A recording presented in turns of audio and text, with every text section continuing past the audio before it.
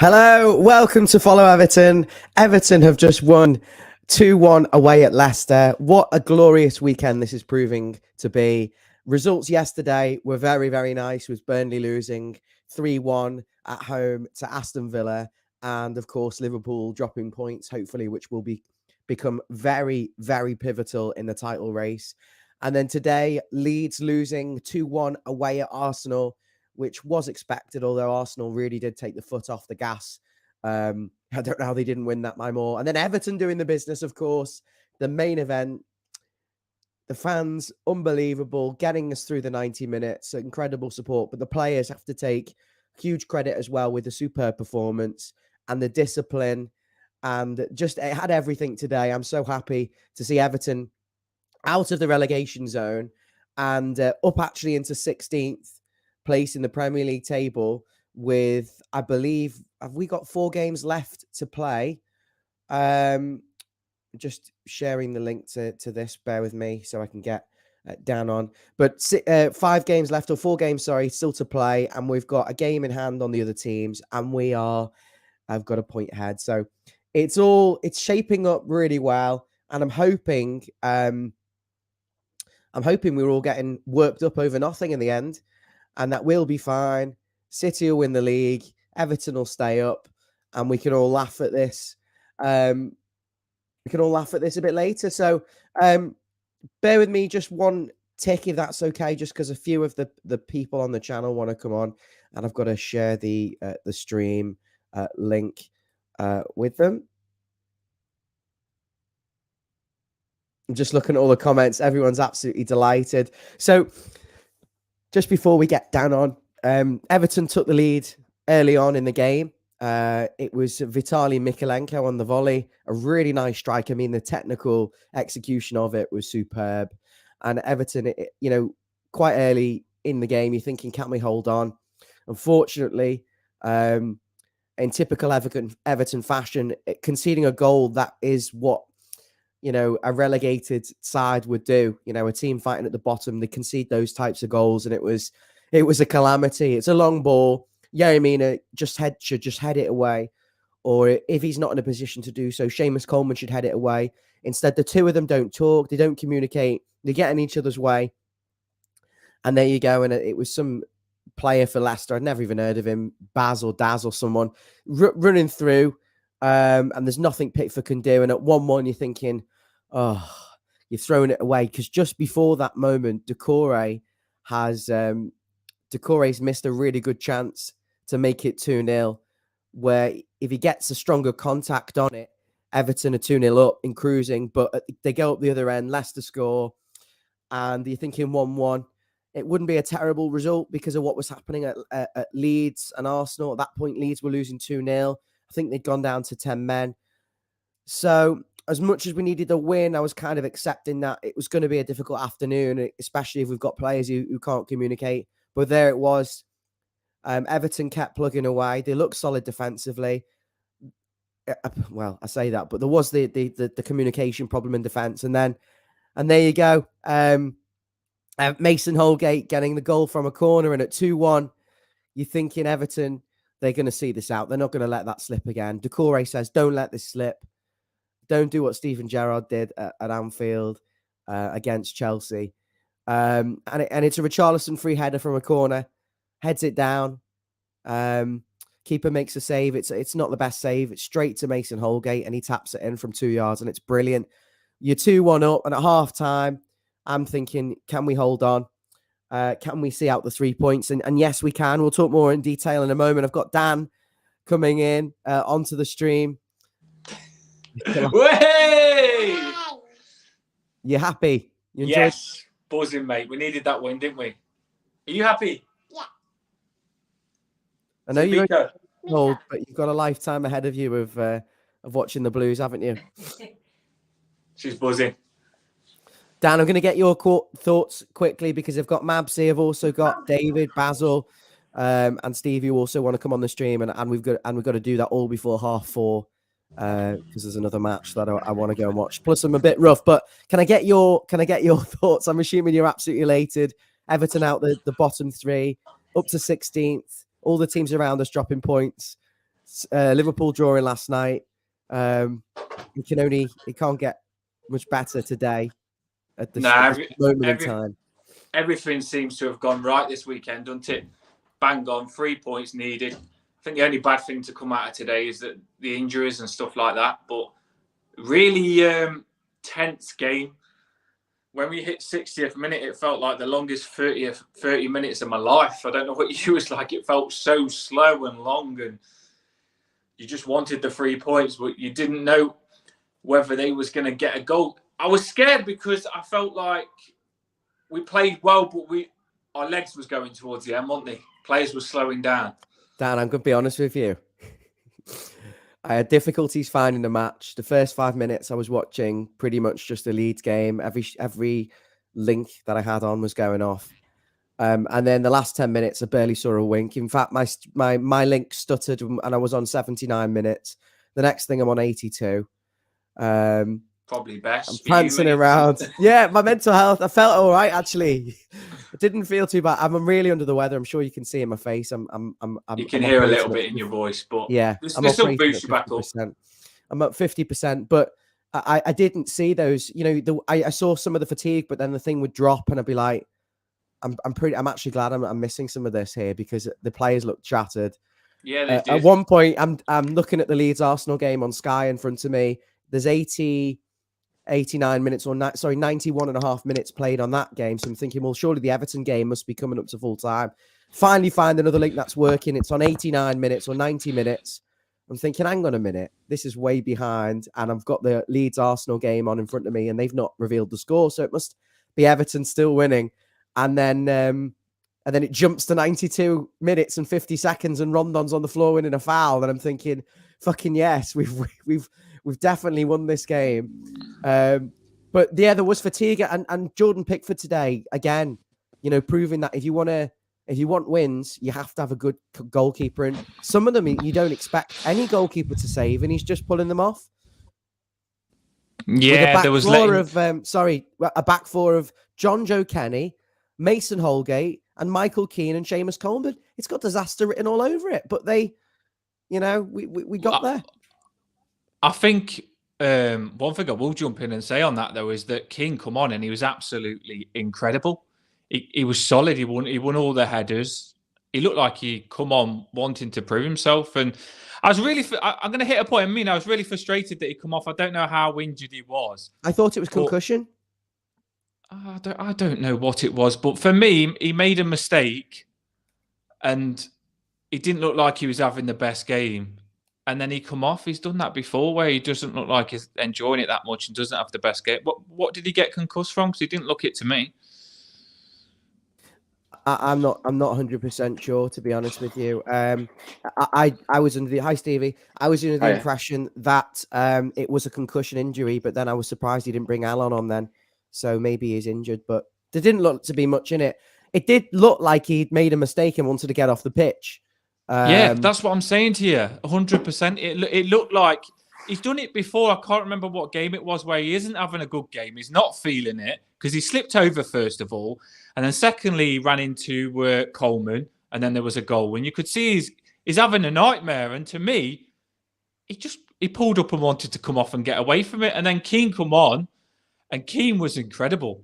He come on and he was strong straight away, won the headers and stuff like that. And I felt comfortable with Keane for the first time in a very long time because he looked like he was up for it. Stevie, you could tell straight away. Michael Keane's best performance of the season? Yeah, the script was very much made for him once the arch enemy combination of Holgate and Michael Keane and John Joe Kenny seeing it out. So sorry to interrupt you, but I can't stop smiling at that because they've been pathetic all season. Ryan, what about? You could say that about the whole side. I mean, that's why we're in this position. Remember, it's not just two players; it's collectively as a group. But the script was written for Keane. He had probably his best game all season.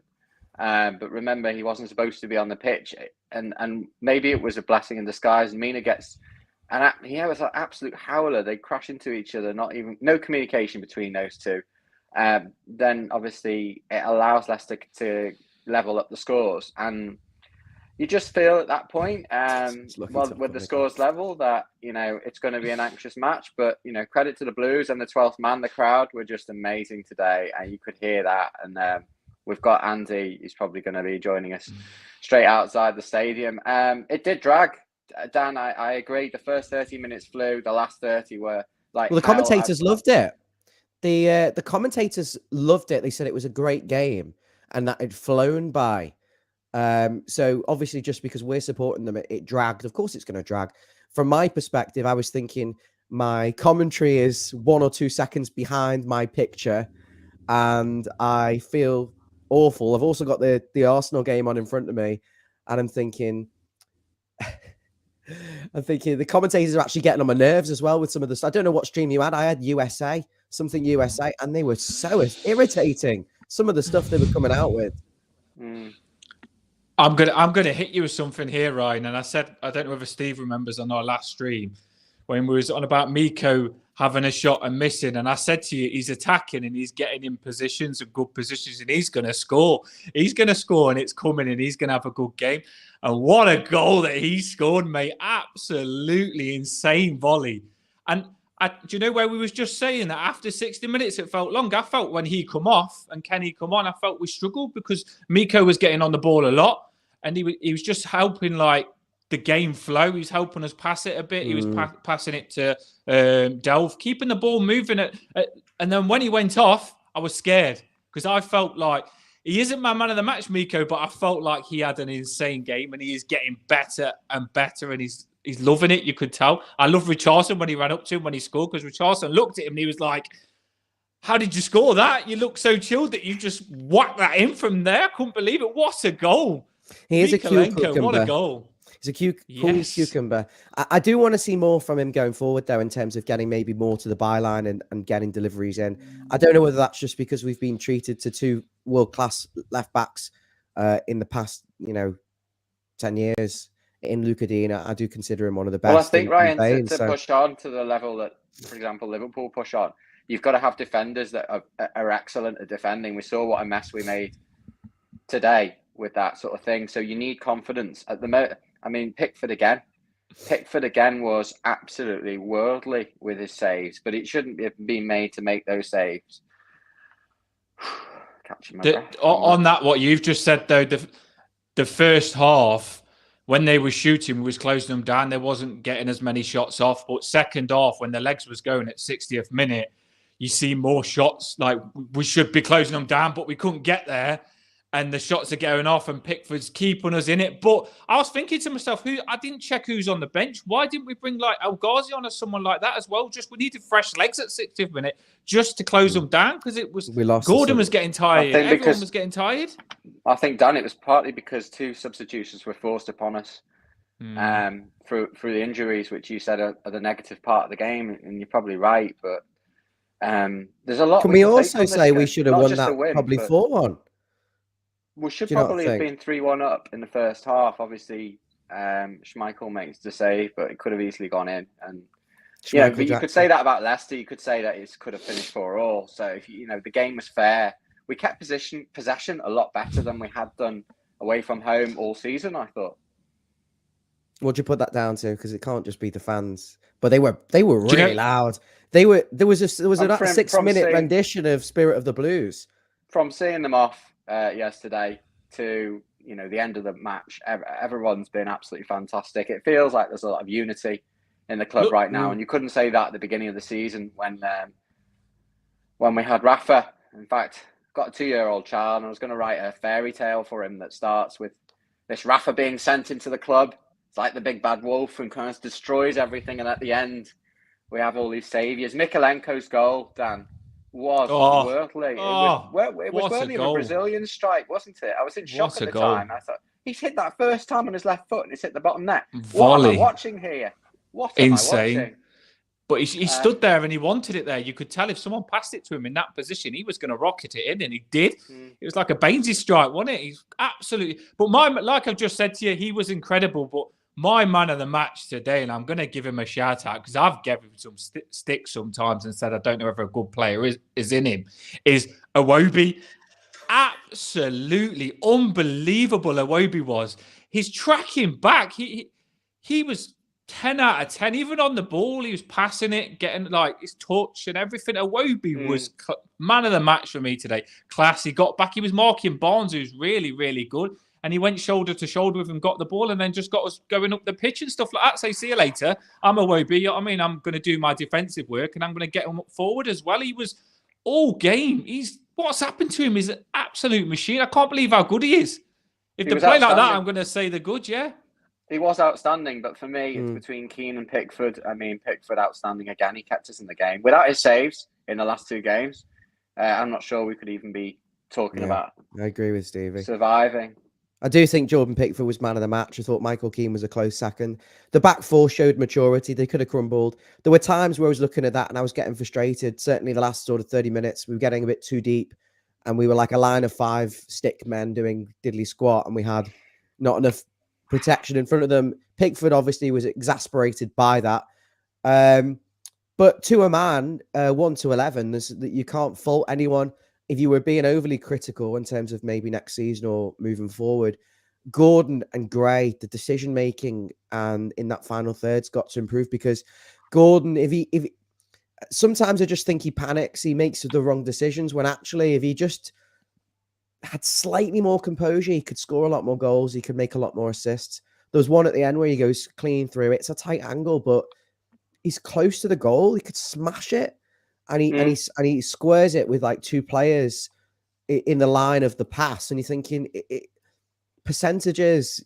I think you've got more chance of scoring than you have getting the ball across to Richarlison. There were little things like that. I'm not being overly critical. I love the guy; he's fantastic. I don't want to get. You should watch Ryan. You make some good points about Gordon. He is excellent. There's a lot of weight on his shoulders, and he's probably been the best player for consistency purposes. But he should watch some. But videos he could go to elite level. 1995 of Andrei Kanchelskis, who's basically fast and takes up the same positions, but has the finishing boots. He's similar. Finish tops. Style, he's similar.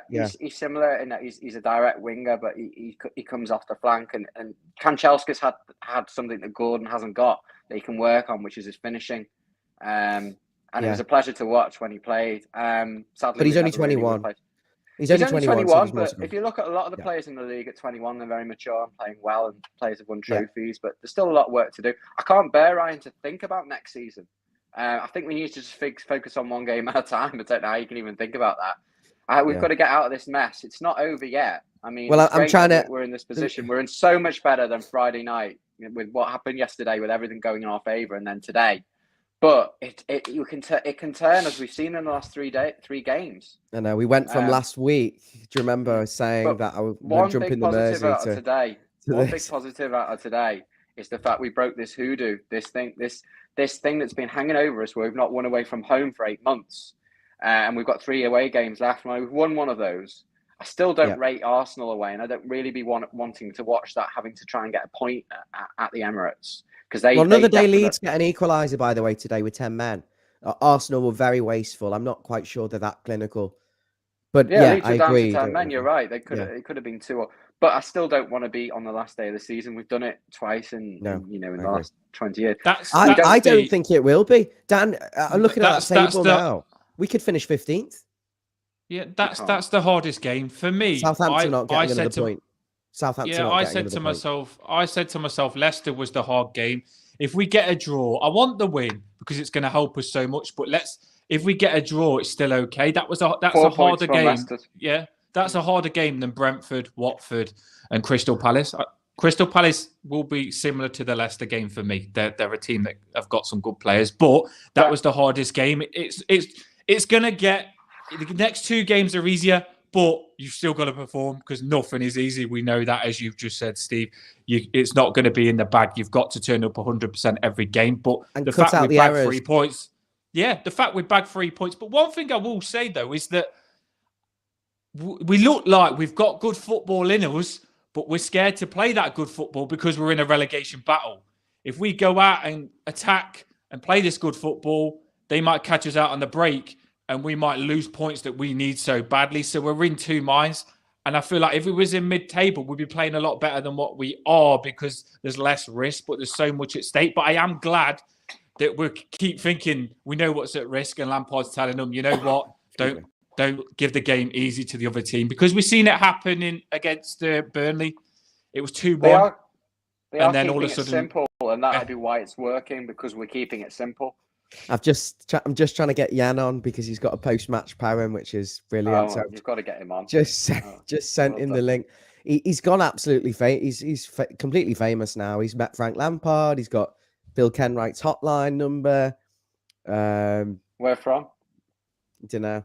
I met someone yesterday actually who's a personal friend of the Everton CEO, and we were having a chat. I'm not going to divulge anything that I shouldn't, but it's just interesting that Frank Lampard was firmly a decision made by the two people who are getting a lot of stick at the top of the board, and the one person who wasn't so sure is the one who's actually responsible for appointing Rafa Benitez in the first place. So it's interesting that really, hopefully we can have some unity moving forward. And under Lampard, there's a clear sort of direction of a young progressive manager. What I would say is it's interesting that he's gone from trying to play football into the number 6 as an out wide and all this fancy dancy stuff with these players to actually, you know what, we're not that good.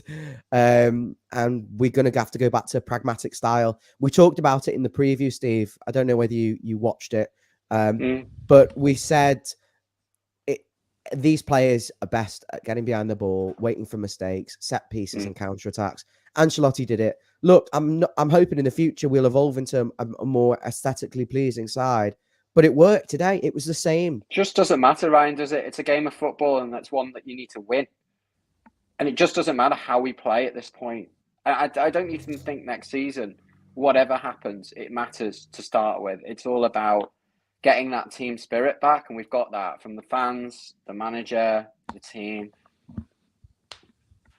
Because the way that we're approaching this is like it's like a cup final. Could you imagine if we actually did something? It was like a cup I final. think it's the fact that we've got something to play for, that we're playing and we're supporting like this, like madmen. The only I negative... think, yeah, go on, Dan. Sorry, mate. Go on. I was just going to say, I think that we've tried the passing the ball and we can't keep it and we can't do it and we lose it. So what we do now, and it works for us massively because we've got fast counter-attack players, is what we do is we say to Leicester, we can't pass that ball as good as you. So you pass the ball, you make the mistakes, and when you make the mistakes, we'll be ready, we'll get the ball off you and we'll pounce up that pitch and counter-attack and try and get a goal. And it works for us because there ain't many teams that can pass good. Leicester ain't. For me, they're all right passing team, but they're not the best. Man U couldn't pass the ball that well. We did the same against them, and Chelsea as well. They lost the ball and then we hit them on it. It's a tactic that works. Yeah, it's a tactic that works for me. You've just got to stay up. That's all we need to do is stay up because that's what's going to change things if we do. Leicester won the league. Lucky top, eh? 2 out of 2 2 so far. This Leicester won the league playing like that, mid to low block, waiting. I hope you've watched it in between, Dan. Yeah, I've watched it, but it's retro, the so sweat I was tempted pouring not off to. from that match. For me, it wasn't anywhere near as stressful as Chelsea. I guess because we got the Chelsea with points against Chelsea, it took the pressure off somewhat. If you'd asked me before the game, I would have taken a point today. Leicester away, United at home, Chelsea at home. It's good form. Yeah, we've seen what United are like. 10 days ago, we were jumping in the Mersey. It was really bad. You lot was giving me 15 Stevie wants games to smile, but he's holding it in. Steve, you look smart. You look smart, Steve, mate. You know what I mean with that polo. Yeah, it looks good. You look like you've been on the sideline with Frank Lampard, mate, with that polo. It looks smart. The grey hair, with the grey hair, I definitely have. Makes you clever, man. Banging polo. By the way, we got loads of comments. If you're watching on the stream, thank you so much for joining today. It's hard to get through every comment when we've got so much to talk about in so little time. But if you're new to the channel, please subscribe. We've got 1,070 subscribers last time I checked, which is fantastic. Don't know whether we'll get Jan on this stream. Ryan, if you want to go and watch the game, or you can keep an eye on it on a separate stream. Yeah, I might do that because I don't know whether you can tell. I'm not very well. I had the 2 events yesterday. I got in at 3 a.m. The night before, I barely slept a wink. I've had a bit of man flu. I don't feel good at all. But I'm just grateful. I just want to say one thing. I'm grateful yesterday the results went our way because it was very, very difficult to stand in front. I'm not going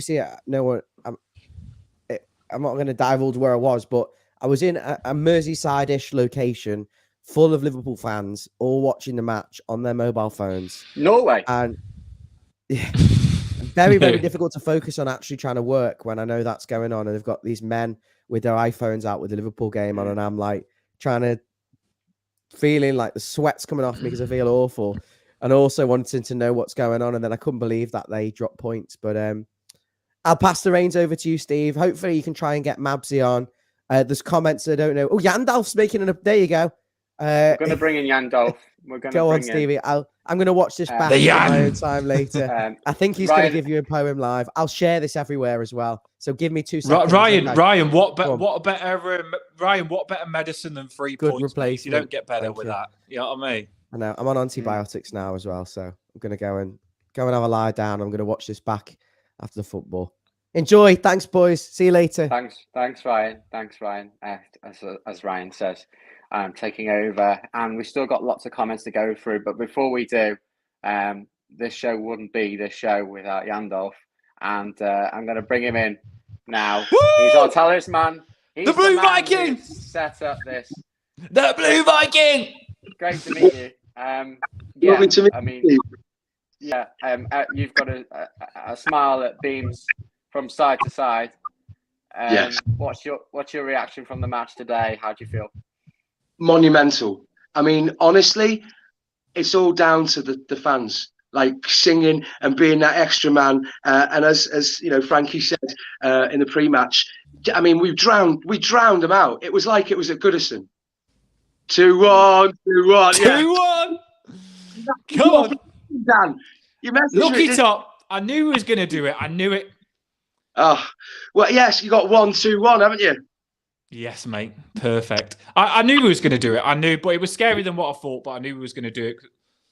Yeah, I mean, when I thought when Dukes missed that goal, you know, and Schmeichel got it over the, you know, just on the line, I was going apoplectic, and of course that's Everton. That we go up the other end, Yeah, and there's a bit of calamity, and then we concede, and I was thinking, no, not today, please, no. Did you when it went? I don't know about you, but do you know when it went 1-1 and you're frustrated because you know we've gave them a goal. That wasn't. They didn't deserve that goal. We just gave it by making a mistake, and we went 1-1. And I just said to myself, you know what? There's goals in the way we're playing. I still feel like we can win this. I didn't feel like it was it, and they was going to go on to smashes. I felt like we could come back and get another goal, and we showed character to do so, which I was buzzing about. Absolutely. I mean, that resilience, that resolve, it's been lacking because of the run of form, the change in the behind the scenes, everything. And it just goes to show you, even world-class players like at Man City, for instance, maybe they've got over it now, but they had a reputation. Well, in my mind, they had a bit of a reputation for being a bit wobbly. If you took the game to them and you got an early goal or you were scrappy and you took that, they didn't have the resilience of fighting that comes from playing scrappy, from being from being in the thick of it and the lower end of the table, staring down the barrel of a gun, because they used to walk in it. And to some extent, you know, the players up until recently had lost that heart and had lost that fight and that resolve and the self-belief to know that they could pull it back. But today was something else. It was in magic. Yeah. We've lost Dan there temporarily. I'll see if we can get him back in, Yanndalf. Did you think anyone stood out for you? Who was the players that really shone today? I mean, without a doubt, Delph. Delph was phenomenal. Mykolenko has grown into his own, and it was just a matter of time before he had that moment of something special. Pickford clearly deserves man of the match. I don't know. Iwobi again ran his legs out, ran because he knows what it means. Like, we can forgive mistakes, we can even forgive a lack of quality, but what we can't forgive is not giving up. You know, if you're going to run for every ball, then we'll still cheer you on.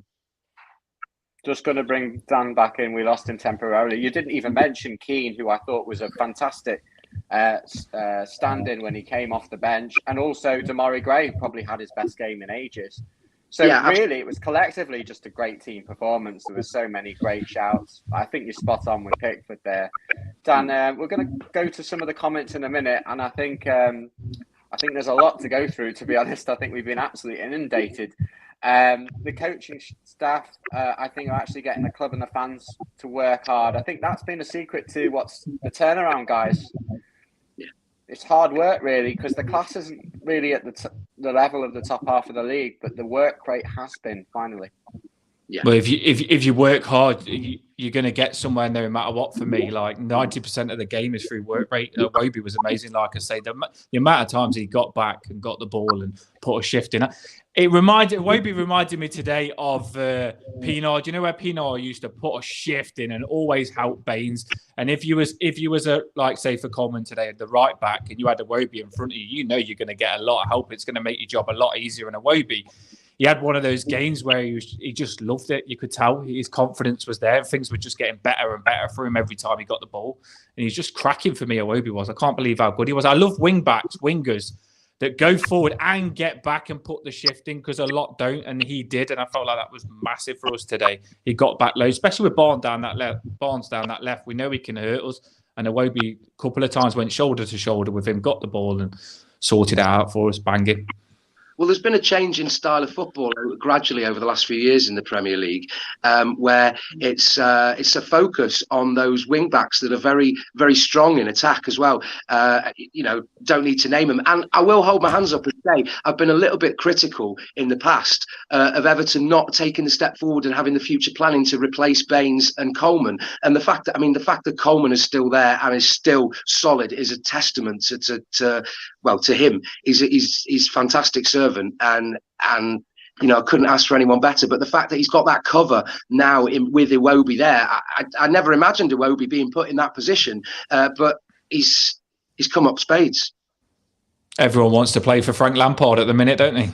Spot on. And Robbie says the fans, manager, players have bonded. Totally agree with that comment. I think that's what's made the difference, because there was definitely a feeling of a lack of cohesion, an element of blame. Who do you blame? Managers, players, the division of the fans, or whatever. But it's really all changing, and we really are kicking on from here. And there's a big game on Wednesday against Watford, and I'm sure we'll be previewing that.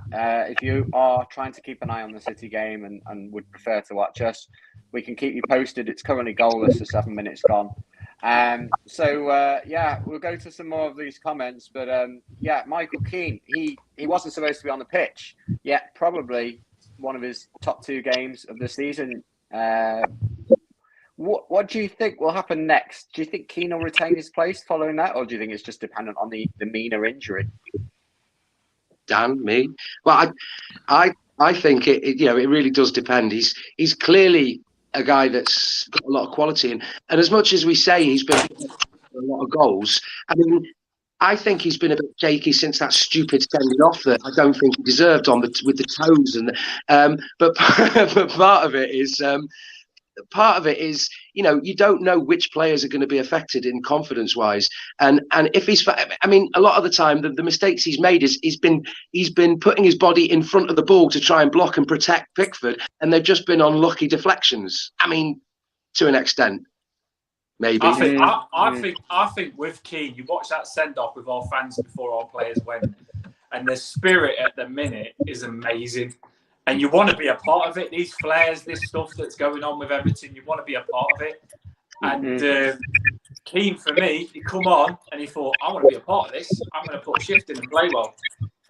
I think there's an element where they've all made a mistake now, and we saw what happened today, and Holgate, and Mina, and Keane. So there's been an element where Keane has been singled out almost as a scapegoat for some of the performances. I think we've done that with certain players, and I think we're not doing that anymore. We shouldn't be doing that. We need to all just get together and just fight for the football club. Apparently Mina. We don't know the extent of his injury, but Margaret here says not going to be fully fit. I don't know. He was so good against Chelsea. It was almost like in another level. Yeah. Going back to the comments regarding Gordon and his decision making from earlier, Dan, we talked about his finishing in the final third. I mean, Hugh really thinks that Gordon's got a lot of work to do, but he's got time on his side, hasn't he? Yeah, he'll be fine. He's got everything else. That comes with experience. Like where we say picking the right thing to do, you've got to get things wrong to get things right. Where he's made the wrong decision, next time he'll know to make a different decision. And he's 21. he's got loads and loads of time. He's going to get better and better, but he's a player that can beat players one-on-one. He's cracking fast chop. He's going to be class. You know, you've got a gem with him. Fantastic. Oh, sorry, Stevie. Over to you. Yeah, building on what Dan says, I think it's quite right. There were plenty of times when I thought we could have been more incisive and clinical and pushed the ball, onto the edge of the box or slit, and the overlapping runs. And maybe there's the hesitancy of in their minds knowing how much that means. It can be a double-edged sword to know that, you don't want to, especially in the match, you don't want to cock it up and overreach and potentially concede another goal because Leicester is still ruthless on the break as well. Absolutely. I thought I said that, didn't I, Steve? Inevitable to finish 2-2. I just thought it was a matter of when. Picking up on the issue with Keane, Jason says it's his confidence, but I think that could be said about so many players, particularly some of the ones that we singled out at the start of the season. It's confidence all around. That's why we're not playing that free-flowing football throughout the season, because we've gone on such a bad run that losing has become a habit. But now we've broken the duck and won away from home. I think we can go from strength to strength if we keep up this spirit. Ancelotti was always big on spirit, and he knows a few things about football, doesn't he? For all the fans will hate him for leaving. But spirit is really something that we lacked at the beginning of the season. Now we have that spirit. Jan, did you have a poem for us or anything of surprise nature to bring in? Oh, you know I do. For all you poetry fans out there, because I know you've been laying low in your thousands, apparently. I penned it as I was watching a poetry review. So we'll give it a go, literally in its rawest form, like edits and scribbles out, and we'll give it a go. So if I stumble in the emotion and the complete madness of it, please forgive me. I'll polish it up and do a better version. Or maybe they'll just put it straight on Match of the Day, who knows? So this is a poetry review of Leicester Everton. Despite the shouts at Dewsbury Hall, Lino bodged the clear handball. Only took a little while for Miko's Ukrainian missile, even though two heads, when put together, couldn't meet the bouncing leather, dropped so sweetly for their Daka. Never mind, still waved the clacker, unfurl the flags, and on we go. Everton are magic, don't you know? Another check that's gone to VAR, but surprise, surprise, no red card. We fought with hearts that can't be killed, and Mason gave us more to build. Mendy wants a hug from Gordon. We'll give the lad a safety cordon. Then Dewsbury Hall hits the deck. Karma's made him Mess's kecks, and Fabby stands for fabulous. He will not let us park the bus. This strange new ground before half time. Watching the Blues and feeling fine. We started strong and split the heavens, despite a foul from Johnny Evans. Then a run so poor it cries for arms. Iwobi matched their Harvey Barnes. Stride for stride, showing fine. Won't let him repeat this form at this time. And Demi fires with all he's got, lining up for his next shot. Back and forth, up and down. Every Blue deserves a crown for ruling, reigning supremely, met by Castagna's cruelty. Vitali life force drained, so then he made his way for John Joe Kenny, who showed his grit, a man so hardy, neutralised that Jamie Vardy. Pickford roars out his command and saves us with a mighty hand. Gray gives way now, skies are clear, and Rondon heads us with no fear. The ex-United heavy smashes Gordon, then bats his lashes, because he mistimed it by a yard and still evades a yellow card. The legends on high still look bereft with only 10 minutes left. And as we work it down the wing, the travelling fans began to sing as Casper ghosts at centre-back, the Leicester boys on the attack, and in our box a messy scrabble. The tactics now to rouse and rabble. 3's the magic number now. We pull out all the stops, and how? 3 minutes more on aching joints, an eternity for precious points. Smashed it. Wow. It's so clever. It's beyond belief clever. I got all of the bits and the Casper and the Gray and all the little internal jokes within the script. But no, it's a hard act to follow upon. What can you say? Well, we won't try. How did you get all that so quick from the game? That is bang on. You must literally watch the game and literally poetry from everything that you see happen in the Everton game. Natural talent. It's just, well, I'm so reticent to even accept praise, but it's just how I work. Like even in my daily life, I'll take songs and change the lyrics and make my missus smile, or my dad will, maybe I got it off my dad because he'll try and do it, and I'll go, "That's terrible." Here you go. Here's something better. And it just comes with the flow of it. I just love the sound of words and how they come out and what they do, and and how it's heard, and even now I could keep going on, and how I make it into song and make it. Yeah, You've literally pulled all your emotion, what you feel out through the game, but put it in such an amazing way that sounds incredible. And the thing is, so many people will relate to what you do because we feel what you feel, but can't put it out as good as you put it out, basically. And poetry, what a way to put it out with incredible words. Some words that I wouldn't be able to use, but amazing. So clever. It's such almost genius. I mean, what can you say? How did you, Jan, how did you feel when, because I remember your poem, I got my daughter to do your poem last time. And the thing that stayed with me about your first poem was about Miko and Miko's land and stuff like that. It was something that I thought you put it amazingly, and I love Miko, what's going on, this, that, and the other. How did you feel when he scored that goal like that? Incredible. He's hit the ground running, and he's joined us. And I mean, I can't even begin to imagine what he's feeling. Everything he's ever known is now under threat, under attack. People he's loved and grown up with, and here he is, like fighting for his place in a team, for his right to God knows what he wants to do with the money, with the fame, to reach out to help people. I mean, somebody said Jurgen Klopp, hold my hands up, said something fantastic. Of all the things that matter least, this matters most. And when you compare the struggle we're going through to what that lad must be thinking and feeling every night, and yet he still does that for us, my heart goes out to him. Like, I can't even begin. I mean, not to jump on the bandwagon, my dad told me recently that a lot of my family on his side, from about 4 generations back, come from Ukraine. So it's it's doubly something that I sort of, it fills me with anger that sort of, I don't know. I hope that in some way has solidified his feeling that he belongs and he's got a home here. Well, I hope he feels he does. I think he's turning into he's a young player, but I think he's turning into a man very quick. It's like he's used the Everton, his performances, he just uses it as a release for what's going on, and he thinks, right, I've got a lot going on, but when I get on that pitch, I'm just going to put it all onto that pitch, and that's what he's doing. And he's playing cracking. That should be it for every player, though. They've got to leave it out there at this point. I mean, what are they living for if they can't put it all out there on the pitch? I believe they have.